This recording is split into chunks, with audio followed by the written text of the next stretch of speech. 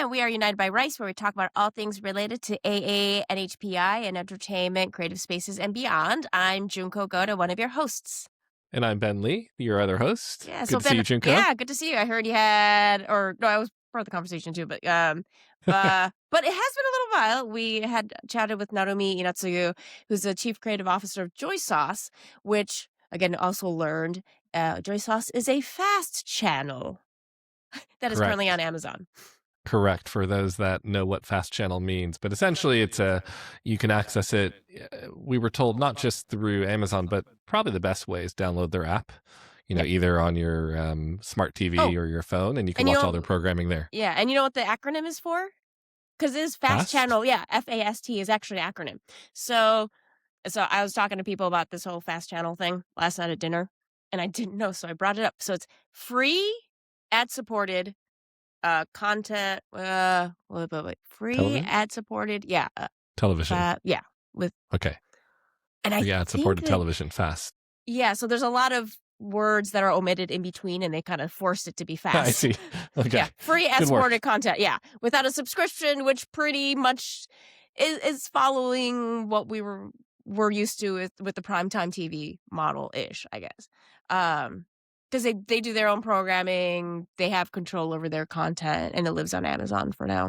Well, part of the reason we talked to Narumi, so as you mentioned, he's the chief creative officer of JoySauce, which, we've seen, and I've met a number of individuals from JoySauce over the years. They obviously span the spectrum of Asian American content and really do a lot to distribute our content, whether it's established films and older content that they maybe, I don't know if they get the rights to and distribute it, but also I think even people like us, honestly, they promote influencers, they promote podcasters, YouTubers, different things like that. So I love what they're doing along with Golden TV.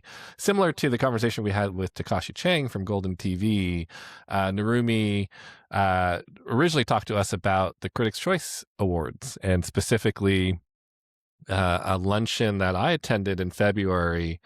Actually, no, not February. Sorry. November of 2025. I actually remember this. It was November 14th, 2025. It was at the Beverly Hills Four Seasons, and it was the Critics' Choice Association. I think they call it the annual celebration of AAPI cinema and television. And this was the fourth time they've done this event. The reason why I mentioned February is starting in February, and of course now you can now watch it on JoySauce. So originally, the original event wasn't televised like the normal Critics' Choice Awards. I attended. It's the first time I attended. I also worked the carpet. It's a lot of fun. I think officially it was the first time I saw the K-pop Demon Hunter people. Okay. Before it ended up being that I would see them in all these events. And part of that, the honorees, Maggie Kang, of course, who, has now won an Oscar and everything else, as the producer, was honored for an animation award. The other awards went to, I'll kind of maybe work backwards. So Demon Slayer, as just a show, won an award for international animation. Thomas Pa'a Sibet won the Social Impact Award. He is the at least co-creator of a show that we like, Chief of War, on Apple TV. Michelle Sudihara, who former guest of ours, won the Industry Leadership Award for her work with Cape. Shi Ching Su, TSOU, if I'm pronouncing that, won Breakthrough Director Award for her work on Left-Handed Girl, which was, as you probably know, produced by Sean Baker as well. Lakita Maxwell from Shrinking, Rising Star Award. Chase-Sue Wonders from The Studio won the Breakthrough Actress Award. Ali An, this was a year dominated by the women, won the Supporting Actress Award for her work on The Diplomat. Hikari, the director, she just goes by Hikari, all caps, won the Director Award for Rental Family. As I mentioned, Maggie Kang for the Animation Award. And then Chloe Zhao won the Vanguard Award for, Hamnet. Well, at the Probably time. Hamnet, but I guess But Vanguard yeah, more of implies her. Yeah. lifetime achievement. I think that Yeah. was the way to have both her and Hikari honored. And then the Trailblazer Award, and really maybe the star of the show was Lucy Liu. That's right. Right. Mm-hmm. And of course, in particular, 2025 was all about her film Rosemead for Lucy. So it was a really wonderful event. The host was someone named Kylie Marr, who she does a lot of work. She's a journalist and a television broadcaster. She did a nice job kind of running the show. It's a very smooth. It's a true luncheon. So round tables, and I was sitting at the table with Lakita Maxwell and her family, which was just also kind of cool and exciting. And each of the awards was given by someone. Oh, I kind of a combination actually. So Critics' Choice members who are Asian, a couple of Are them. you Like a Critics' Choice member? I'm not. So the site that I do a lot of writing for, Awards Focus, Byron Burton is the member that represents the site. I'm not sure that the site, frankly, is big enough to support two members. I think Critics' Choice tries to spread their love around. Yeah. But I was invited anyway, and maybe I was his guest. I can't remember. But it was nice to be there, and they allowed they had a couple of the Asian critics. You probably know Rasha Goel present some awards. So she presented the award to Ali On. But in some cases, it was, a industry colleague. So The Rock, Dwayne Johnson, I guess. The Rock gave the award to Lucy Liu. A very touching, I thought, moment was when Jason Segel gave the award to Lakita Maxwell because he plays her dad on Shrinking, and you can almost see that like fatherly daughter dynamic between the two of them. So one of the more touching tributes, I think, was from Lee Isaac Chung to Chloe Zhao. So Lee Isaac Chung was the director of Minari. So within the same breath of the type of films that I think Chloe makes. And it was, we saw Chloe give a couple other speeches during award season, but to me, this was the most emotional one she gave. Something about being in the room with the Asian American kind of crowd that was there. She talked about how she really hasn't felt like she fit in with anyone before, and I don't know where that pain comes from. I don't know that much about her.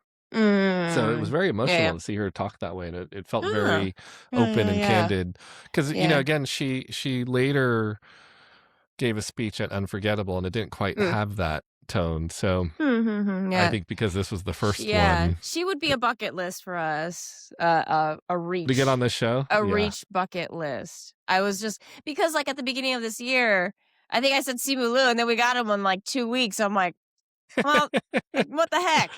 So I was, and I was just thinking, I'm like, oh, I kind of got to reset that list. Yeah, we can create a list. Zhao might be a reach.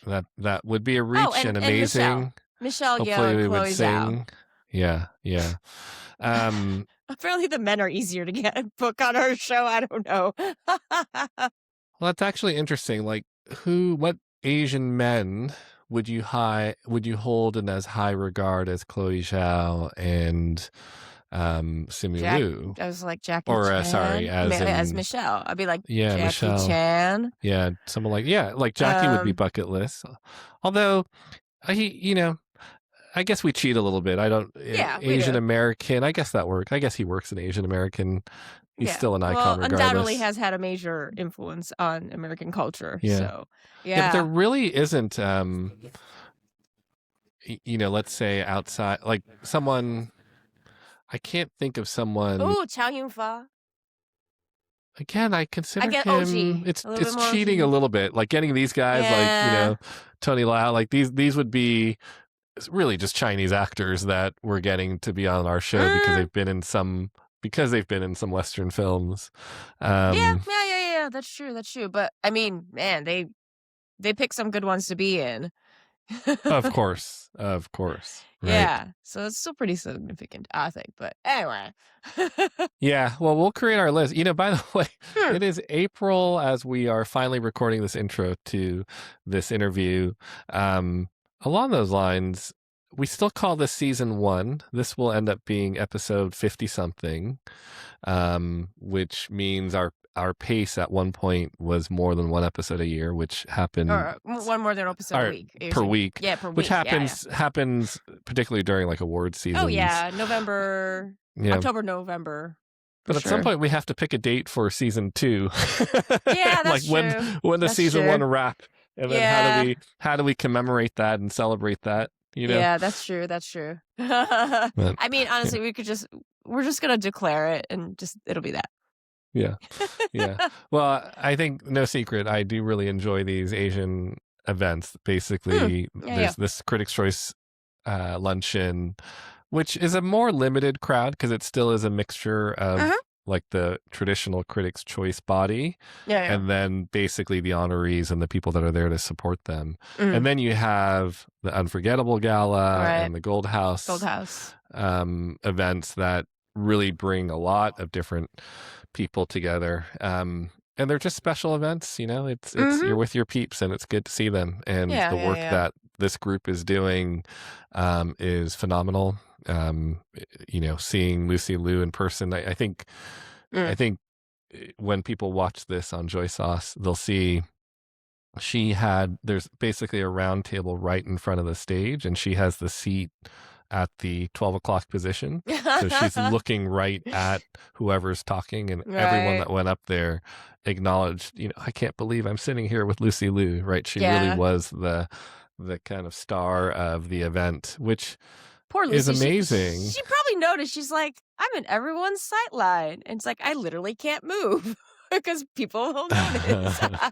But it is really cool for her, like I'm sure she doesn't get that feeling when she's sitting at an Emmys or something where, Mm. she's there perhaps to support someone else, right? Yeah, This yeah, was yeah. about her and she got her flowers and that was great. Yeah, yeah. But the fact that they also kind of acknowledged a lot of the Ali on the Diplomat. She's so great on that show. Good. Yeah, yeah. You It's a know? good show overall. Yeah. And so just really fun to see someone like her acknowledged in a event like this. I can't wait till their next one. I know at one point it was rumored that they might actually move up the date to May. I'm not sure if that's still happening, but Okay.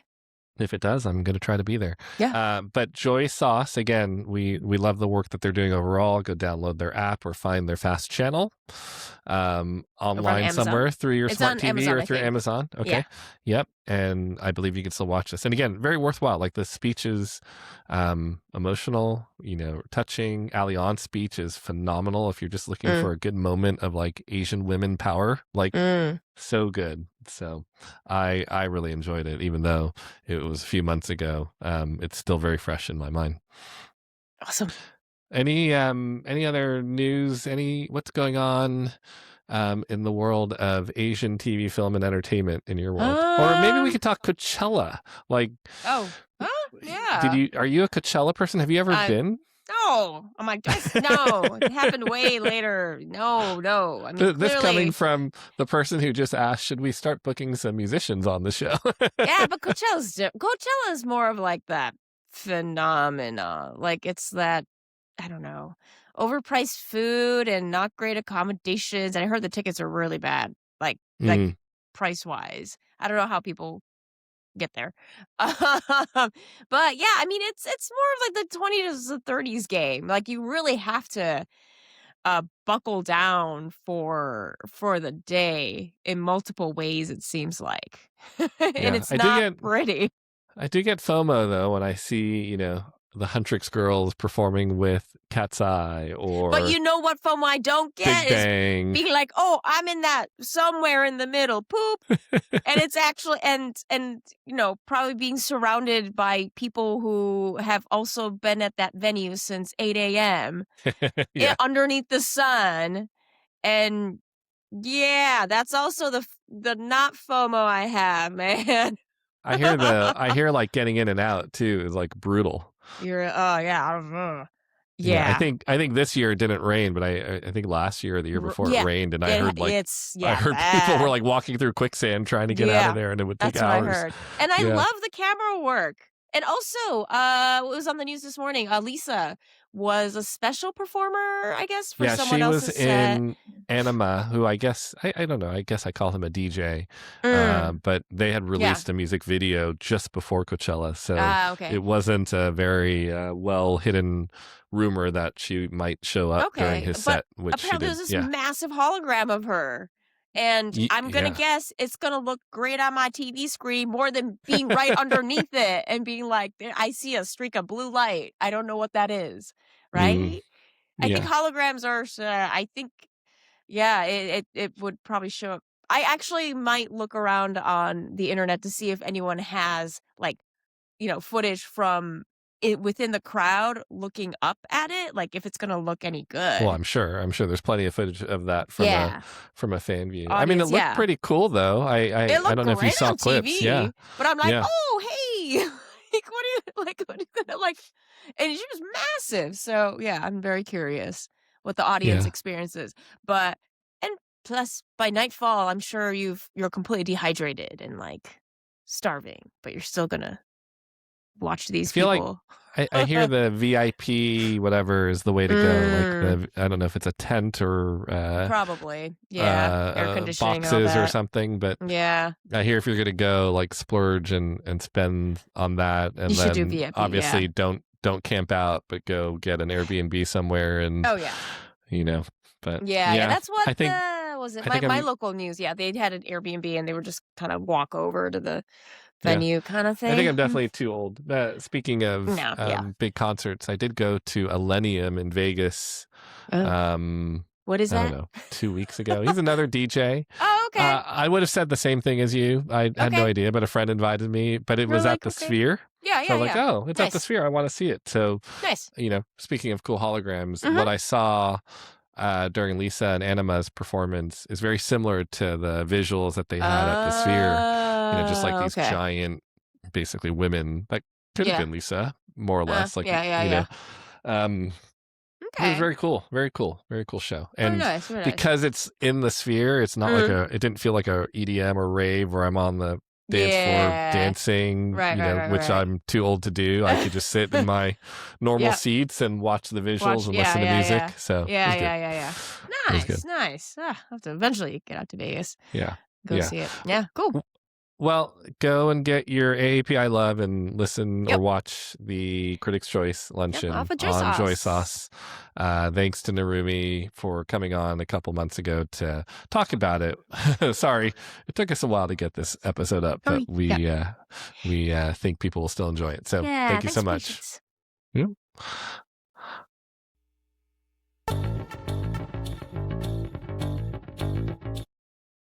And we are back with actually Narumi Inatsugu from JoySauce, and he actually just in the past fall had directed the Critics' Choice API Celebration for Excellence, and which is now available on JoySauce. Is that correct, Narumi? That is correct. All right, cool. I just want to make sure I got that down. Yeah. So, welcome. Thank you for taking time out to join us. Of course. Well, excited to have you. As I mentioned to you, and then I've talked about on the show before, I got to attend the event, which was the fourth annual. So I'm already looking forward to the fifth annual. But the celebration of AAPI, cinema and television, I worked both the red carpet, but also got to sit with Lukita Maxwell and her family. So she was one of the recipients, and it was such a lovely event. So happy to dive into that. But I would love to maybe start with Joy Sauce, like as we just reeled off where you could see it or where you could see a replay of the ceremony. Where can you find Joy Sauce for people that don't know how to find Joy Sauce right now? Right now, we're a fast channel on Amazon Prime. You can find us under the live TV section. If you don't know what a fast channel is, it's basically like linear television on a streaming channel. So that's where you can find us. And then we have, just like Netflix and all the other big streamers, we have a downloadable app that you can download to your phone or Mm. tablet. And so, I don't know what a fast channel is. What does that actually mean? Does it mean that there's content is there content just streaming at all times, or is it program by program? Like you can It, go and pick, it's like YouTube, you pick a video and watch it. it's literally like how we grew up watching TV. It's Mm, funny. It's kind of going backwards. It's streamers made everything video on demand and took us away from our traditional network television. And this is basically like when you go on, it looks like a Spectrum or a Cox cable menu, and you just click down on the channels. And for us, you find the Joy Sauce channel, and you click on it, and something's playing. So, and Narumi, how were you first introduced to fast channels? What did someone tell you about it, or did you actually come across another fast channel? I actually been involved in multiple networks and businesses that were spawning fast channels for the last probably 10 years or so. And I honestly had no clue what it was. I was just like, okay, well, that's your side of the business. I don't really deal with that. Um, so with Joy Sauce, we have AVOD. We're coming out with an SVOD. We have a YouTube channel as well, which is doing great. And then we have our downloadable app, and we have our fast channel. So we're kind of like crossing all borders with that kind of stuff. But to answer your question, no, I had no clue what a fast channel was at first. I actually had one of our guys really explain it to me. Um, mm. so yeah, so right now I believe we're one of, if not the only Asian American channel on the Amazon Prime Fast Mm, universe. mm. And what's the kind of mission, I guess, of Joy Sauce? Because again, I'm familiar with Joy Sauce, at least some of the channels, probably mostly social. Actually, I've seen Joy Sauce, and then of course I've seen Joy Sauce. Much like I attend events or work on a carpet, I'll see, probably the Joy Sauce social team also working those carpets. But obviously, Joy Sauce is like us, very focused on the AAPI world. But I'd love to hear more. In short, like I think Joy Sauce it is a network. We're a new network, just like any other network, but it's more than a content platform. I'm trying to build it as a cultural engine to build an ecosystem. Where everyone, creators, executives, athletes, founders, everyone can come together and to control our narrative and have a distribution where we can get our stories out there basically. And then your specific role with Joy Sauce versus with the luncheon. Do you, besides being the director for the Critics' Choice Association luncheon, are you involved in other ways with Joy Sauce? Oh yeah, I mean, I'm the chief creative officer, so I basically oversee everything creative. It's like from, I, we are a small scrappy team, and so we all kind of chime in to different things. But I basically, oversee and shape the curation of the channel along with a couple other people, and then everything creative from original programming to promos to social media, that all kind of falls to marketing, all falls in my wheelhouse. I see. Now, was this also the first year that Joy Sauce is streaming the Critics' Choice Asian American luncheon? This is the first time it's ever been streamed. Ah, okay. Okay. What an amazing event. And so I'll take us back to that. I think it was November 14th. So I actually remember this day because it was my dad's 80th birthday, and we were in San Luis Obispo. And you may remember it was pouring rain that day or that weekend.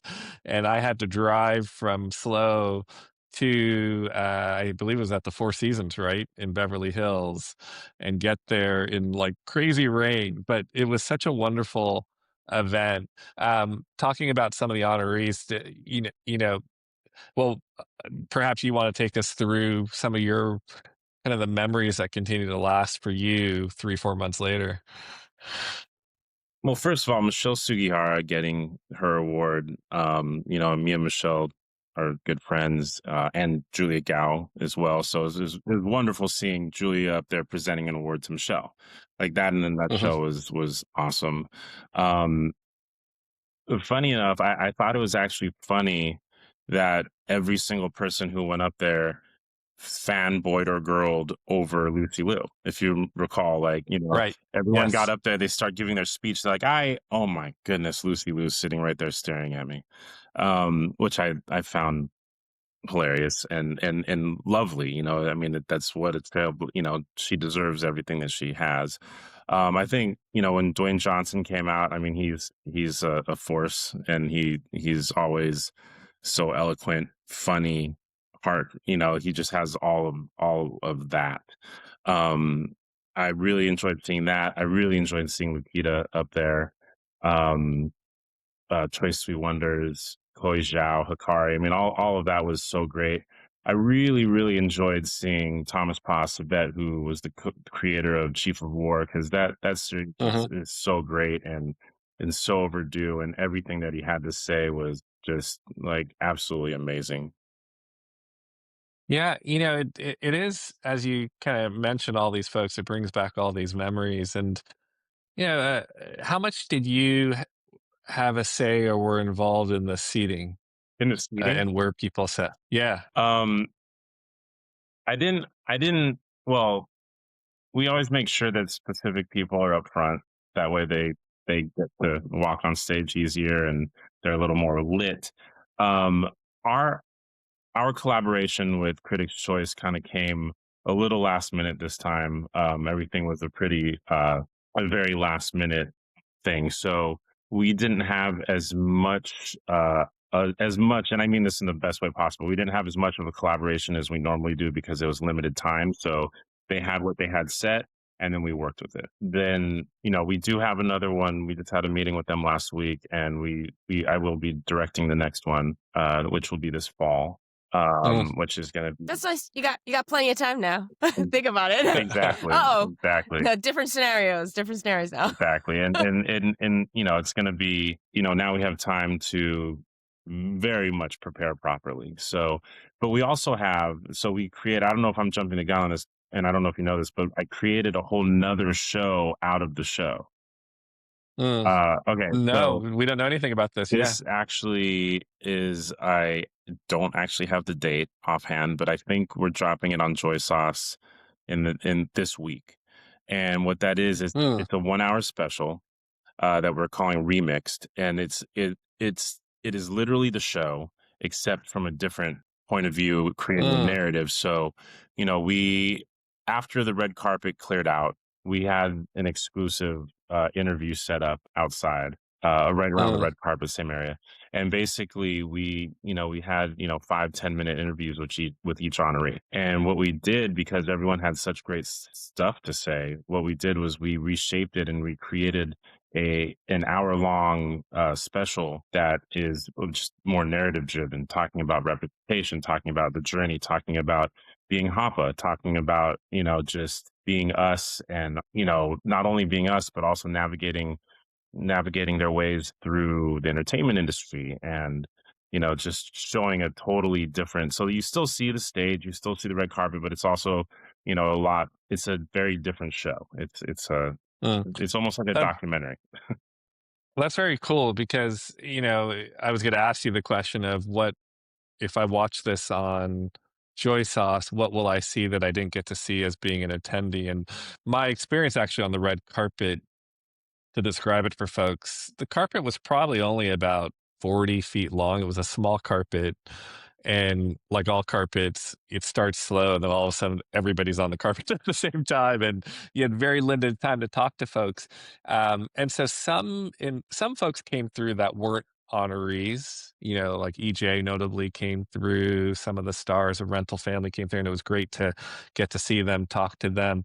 But we didn't have most of the presenters. Most of the presenters were, almost like a surprise. It felt like it was meant to be a surprise, that Dwayne The Rock Johnson and Jason Segel were going to be there. I don't know if it really was a surprise, but so I'm hopeful. Will we get to see some of their um, interactions and comments to the media in this remix? Because those moments were some of the cutest in all of the show, right?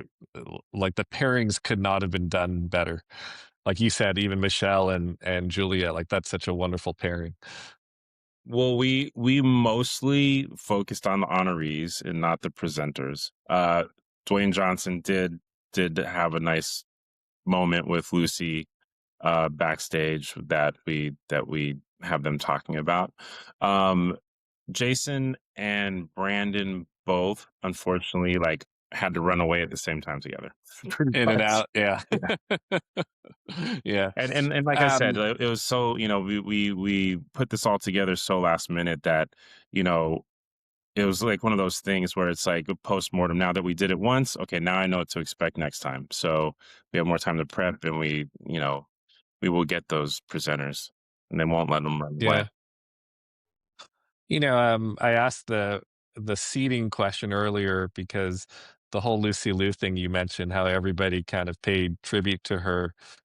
I feel like it happened organically and largely because I know she was one of the main honorees, but she was just like sitting dead center about 25 feet from whoever was speaking.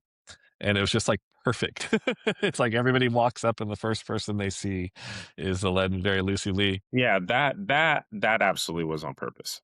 But I thought you meant like in general the whole seating arrangement for the room. I'm Yeah, like, I don't know most of those people, but sure. Yeah. yeah, a lot of that was set up so we could have good camera angles also.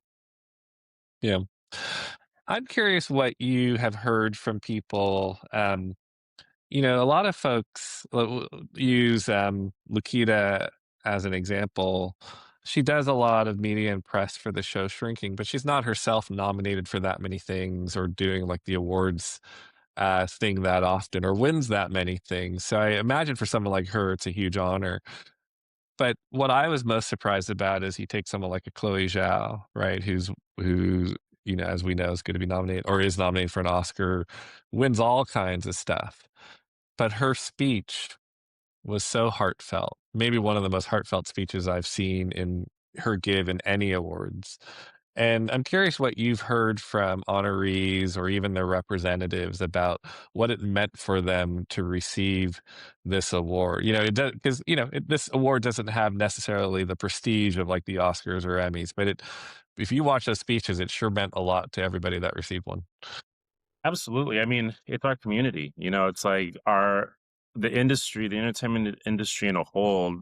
There isn't that big of an AAPI presence in a whole. So, I think that when we get into a room with 99% Asian Americans, it's like, wow, it's like you walk in and it's just moving to start. And, like you're saying about her speech specifically, like she was scared to be rejected and then even more scared to be rejected by her own community.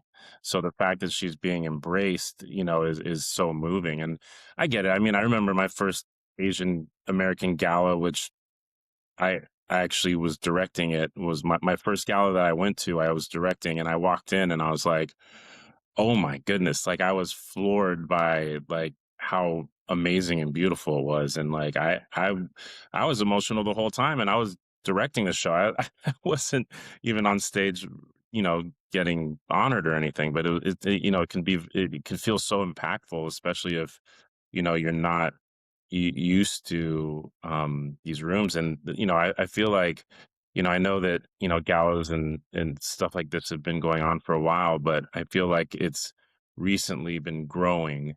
And for me specifically, like, I mean, I've have been fortunate to go to a lot of galas recently, and moving forward in this year, and like every time I'm still floored by it. It's amazing. Yeah.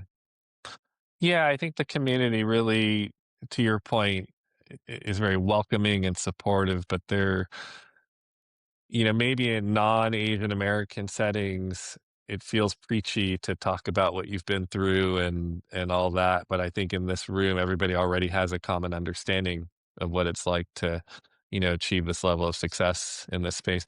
Um, was there anyone who you met, or at least any of the like speeches you saw that you're like, wow, that person blew me away? Who knew? Who knew? I mean, I feel like, well, at that point, I've heard all of them speak before, so I was expecting it. Actually, except for Thomas Pa Sabet, like that.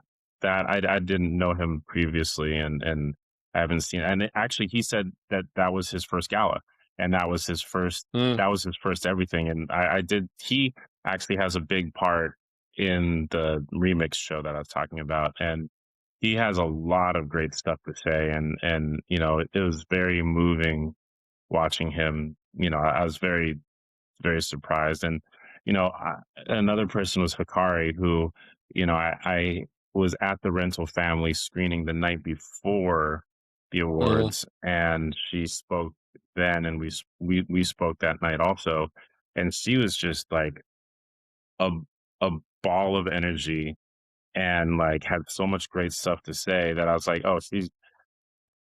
I see what she's gonna do tomorrow. And then when she got up at the awards, it was even better. And I was like, okay, like she keeps amplifying. I think Maggie Kang with K-pop Demon Hunters was amazing.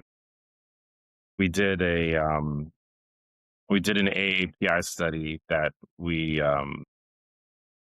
sponsored earlier in the year before K-pop came out, and Maggie was one of our panelists. And she it was so interesting because again, I hadn't heard the of K-pop prior, and then when she was speaking about it on stage, I was like, okay, this sounds amazing.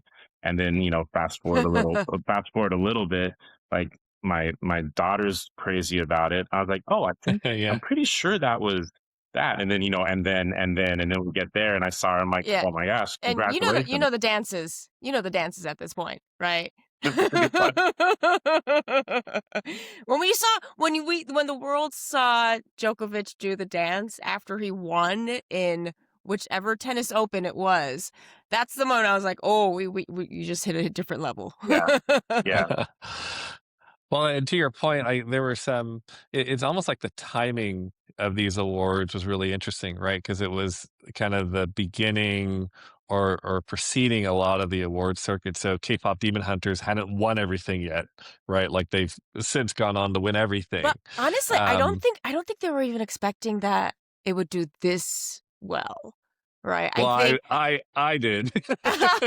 After I saw it, I was like, at least from a song standpoint, from a it was song going to do standpoint, well. Yeah, yeah. but I think K-pop Demon Hunters just has exceeded anyone's Of wildest course. expectations for I mean, the songs sure. are banging. I mean, the songs are Yeah. Yeah. are just great. Even Yeah. people I know that are like, I don't like animation. Like people in their, I don't know, 20s to 30s who are too cool to watch cartoons anymore, Right. singing Mm. along with it, Yeah. loving it. And it's definitely, I mean, talk about breaking barriers and exceeding Yeah. Yeah. expectations. Yeah, Like, yeah. Yeah. Well, and some of the other, I think, again, the timing of this, like I think Shi Ching Su, who directed Left-Handed Girl, mhm, I think she said, much like you talked about for Hikari, she said, I think she actually said in her speech, it was her very first time, like actually getting on a stage and talking to people, right? So it's kind of a really amazing event in the sense that it really is, you've got the legends like Lucy Liu, but then you're honoring other folks who are almost at the start of their run and are about to, be in front of media many, many more times. And this is their kind of first chance to do it in front of family, in front of a community that they're comfortable with. So I took that away as a very special thing about the show as well. yeah, absolutely. And he wasn't honored, but Lawrence, who played Lucy's son in Rosemead, was there. And since then, I've become friends with him. And uh, what an amazing young man. Like, I mean, it's his first real role. Like, he told me his whole story, being at Chapman University and how it all happened. And I was like, wow, like it's almost like one of those stories where, it's like someone pops up in a movie and you're like, that's an overnight success. And you're like, oh no, they've been doing this forever. Like he's the actual, like, it just happened. Yeah. Yeah. Yeah. Well, and he's being honored again. He spoke about galas at the Unforgettable Gala in a week, so Mm. he's good for Got him. it. Yeah. And can actually take a little like parallel little step here. So, Narumi, I think I've come across your name in the trays like recently with JoySauce and also with Cape, but can you give us a little insight of like how did you get here to where you are now? In like, like it would take like half a day or a couple days, Did but I get to JoySauce or like yeah, I don't well, you had been yeah, you just left all these little crumbs about like the getting the into the origin gala world. story of the origin story Yeah. of how you've become the chief creative officer. Yeah. story short? Okay. If I can do this long story short, I'm 31 years into my career. Um, Started off in network television with theatrical trailers, on-air promotion, did stuff with Paramount, UPN, like Star Trek, Stargate. Then went on to work with a lot of the black comedies, Moesha, Homeboys in Outer Space. Don't forget that one. Love all Mm. that. That was a big part of my life. And then I was I was asked I was going to do a documentary for for Fox in the early aughts, which ended up being Trading Spouses. Uh, Uh, so I was on. I kind of jumped into the early, reality television and everything. Yeah. From there, went on to do Viva La Bam for MTV. A lot of those kind of like game shows, reality dating shows. Mm. Into then that led me into all the award shows basically. I've edited or produced pretty much every single award show, all the way down to the Genesis Awards, which is like Mm. for uh, like cruelty of animals and stuff, Okay. and honoring people who are Ah. not cruel. Um, Right. uh, and I did all the singing and dancing shows, American Idol, So You Think You Can Dance, Dancing with the Stars, America's Got Talent, The Voice, blah blah blah blah blah. Then I became, and then I was kind of freelance executive producer to network executive at Fox Sports and Fuel. And then basically a big thing for me though. Lots of career. I've done a lot of different stuff. I've been embedded with the Army Rangers at Fort Benning, filming with them, doing crazy stuff with the Navy SEALs, to like get mafia guys and stuff like that. And basically, a few years ago, I am also a producer on the NAACP's Image Awards, which actually was just this Okay. mm, past weekend. Right. right. Yeah. Which is always a huge labor of love, and it's a great show. And my partner's on that. Every year when I'm done, I basically feel so satisfied, and so like I learn something new every year, and it's a great show, and we're honoring great people, and I've got to speak to people that marched with MLK, that are like just like really cool stuff. And a few years ago, I woke up and Mm. I was like, the show is great, but I wanted more. I wanted to do more for our community. And one of the things that I was lacking in my life, in my career, personally and professionally, was an Asian American community, which I didn't really have growing up.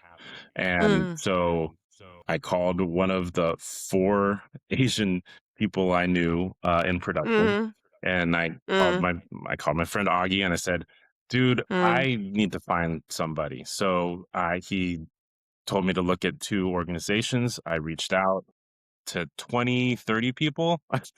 One Mm, person got back to me. Uh, mm, and funny thing is, now a few years later, I know all 30 of them. So basically, I I found somebody who really championed me and helped me, and introduced me to a lot of different rooms, and that kind of led to meeting somebody a woman named Alex Chester Iwata, who has mixed Asian media. And mm, I'm Japanese and Jewish, and a bunch of other things. And when we started talking, I was like, "Oh my God, you're the same thing as me? That's crazy. I didn't Mm. really know." mm, And then she basically introduced me to one of the people at JoySauce. Conversation got bigger. Jonathan Spizzato, who's the CEO up in Seattle. We started having conversations and decided to partner up, and that was about 2 years ago now. and we've just been driving ever since. Sorry, I was Mhm, mhm. trying to sum that up really fast. Like, Oh, that was great, that was great. Oh, and by the No, way, that's where did great. you grow Yeah. up actually? Where were you born, raised, or I was mostly born raised? I was born on Waikiki Beach in Hawaii, Mm. Mm. in a hospital on Waikiki Beach. Lived there until I was about 5 or 6, and then moved to I grew up on the border of Santa Monica and Venice in the '80s, before it was the Santa Monica and Mhm. Venice it is today. Yeah. Mm. Yeah, yeah, Mm. yeah, yeah. Well, thanks for sharing all that. It's good to get your backgrounds. I mean, I have a very self-serving question because you had talked about like the mission of Joy Sauce. Junko and I have been doing this podcast. This is you'll be episode like 53. And we started this just last year, and we have not actually done anything to try to widen our reach. It started as like a proof of concept, then it became just something we enjoy doing, and some of our episodes get enough reach where people now reach out to us and say, "Hey, would you consider having a guest here or there?" And yet we've still yet to put a dollar in and really try to market this thing. Like, what advice do you have? We have lots of fellow Asian podcasters and content creators out there. What advice do you have for people like us to get our voices heard? Because, like you, we're actually trying to help others tell their stories as well. What advice? Marketing. No. Money, It's throw money at it. Yeah. yeah, throw money at it. No, I think one of the things that I really do, so I know that my for Joy Sauce, my title is Chief Creative Officer, but I'm also like a community builder and connector. So one of the things that I've done my entire career is connecting people, and actually in my entire life, even on a personal level, is I'm good at networking and more so connecting. More of a selfless. Like I don't ever really go into rooms saying, hey, oh my gosh, like you're that person. Like, what can you do for me or whatever? Because I don't know, it just doesn't seem like the way to go. But it's also about for our community specifically, and I think right where we're at, like we have this interesting like we're at an interesting time right now, and I think what it is, truly what it is, and I've heard this in so many rooms about like helping people and send the elevator down and all that kind of stuff, but we're still not really doing that. I think the biggest thing is connecting with people, talking to people. Everyone talks about, oh, this is the Asian prom or whatever. And the problem is, and it's funny, my friend Joel, who has a company called Bento Box that did Bob Mm. Burgers, like he was speaking about this last year at something we were at, and basically it's like, don't just show up to these things to have fun. Like I'm of course have fun, but it's not a matter of like we're there for a reason. It's about building a community, and it's actually about it's like if I see you a thing, it's like, hey, let's connect. Like, let's talk about what we can do in the future. Let's figure out how to like keep building our platforms together. Let's figure out how to, Mm, grow our mm. community in a whole. Because obviously, like the Asian American community isn't quite so simple. Like, we're not all Japanese or all Chinese or all. Right. We're a very mixture of a we're a community of communities, and I think it's a matter of trying to really keep connecting with people, and having people understand that, like, we can't do this in a silo, Mhm. and that, I mean, that's really it. I think it's, as tiring as it is, I have a gazillion things I'm going to this month and next month and the month after, and I besides the fact that I really enjoying seeing everybody, and I also really enjoying meeting new people, and keep connecting more and more people together. I think a part, everyone's working really hard on Joy Sauce in general, but a part of why Joy Sauce is beginning to get a larger reach in Hollywood and everything Hmm. is all the things that we go to and sponsor, and we just you know keep Showing up. keep Yeah. showing up. It's like And it's funny because like I didn't really, in my life I've shown up for a lot of people in other communities and just my friends or colleagues in general, and it never really actually paid off the way it is uh in our community for me. And I really go into things wanting to help people, and I think it was like recently where I was like, oh my gosh, like I'll like the more I keep helping other people and donate, like I donate a lot of my time to different organizations, because some of these galas, they don't have a budget like the Emmys, and what I do with my team is we bring our experience and our talents to those kind of shows to create a bigger production value, but not for that cost. I'll donate a lot of my time. Sometimes, if someone doesn't have money, I say, okay, forget the money. I'll just donate my time and figure out how we can, make this work for you and make this better for you. Because at the end of the day, the more we do that, the better these things look. The better these things look, the more people come, and the more community. Like Radiance Gala is such an amazing gala that Kate puts on. It's such a beautiful, gala. So that's Yeah. And I think it's the understanding of the cycle of like you need to help others first, because they might not be able to pay you now, but it's that investment that that they will stick with this and learn from you, and come on, and a couple cycles later, like, hey, can I hire you for? I know what I'm doing now. I can hire you and pay you. yeah. I mean, like money is great. Money- everyone needs to make a living, obviously, and I think that at the end of the day, I have multiple businesses, and I've been fortunate enough to be able to I've been able to come into this space not really asking for anything, but being able to get. Yeah. Mm, That's what mm. I heard from you is like it's more of an altruistic approach, and usually that's what usually that does lead to better outcomes and a tighter community. So I totally appreciate that answer. Well, it's been a pleasure to get to know you, Yeah. and keep fighting the fight. We really appreciate it. So I think I saw in a release that the fifth CCA Asian American celebration for film and television is already scheduled. You said for the fall, is that right? Yeah, it up until last week it was going to be in May, but we decided Mm, to push it down to September. The way these shows work, it's like if we do it in May, it would be basically focused on only television. And we mm, and we all decided that we would rather, do another event where we can have television and film. And film. Got it. makes sense. Yeah, that Yeah, timing. Yeah, because usually August, September is when the Oscars rat race starts. So yeah, yeah, yeah. Makes sense. wonderful. Cool.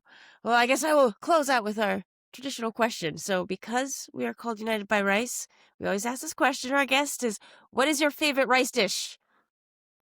Favorite rice dish? Yes. And rice noodles are included. It can be your favorite right now. Favorite Oh, all yakudon. time. Like, There you go. rice, eggs, and chicken. Yep. Yeah. I was actually just thinking about that today. Oh, or I ochazuke, or actually, oh my god, see, you asked me about You rice. see, just come back next time. Okayu. We'll, yeah, just good old, yeah, yeah. But we'll go with your first Oh, yakudon. first answer of Oyakodon for this time, and then you can update next time. Yeah. So just a last reminder for people listening: how much longer will they be able to see the Critics' Choice fourth annual celebration? It lives on the app. It lives on Hmm, Okay, the app, perfect, and then I think we're nice. putting it on our YouTube channel eventually. awesome, But awesome. we want Well, like we I we want you to go to the app. We want you to download the app on your phones, Apple or Android. Download, Okay, download, download. and we just type in Joy Sauce, one word. yeah, exactly. Joy Joy Sauce. Sauce TV. It's free. It's Okay, TV. Okay. easy. Has content for you, your kids, your grandma. If you speak English, if you don't speak English, it's all there. Mm, excellent. Excellent, excellent. So download Awesome. Joy Sauce the app and watch the Critics' Choice Awards, or the celebration of film and television for Asian Americans. And like I said, I didn't have to go back and look at my notes or anything. It was such a memorable event. So I know I'll go back and watch it and see some of the Mm, behind the scenes footage, the nice. remix, etc. And I can't wait. So thank you for joining us. Cool. Thank Absolutely. you. Thank you.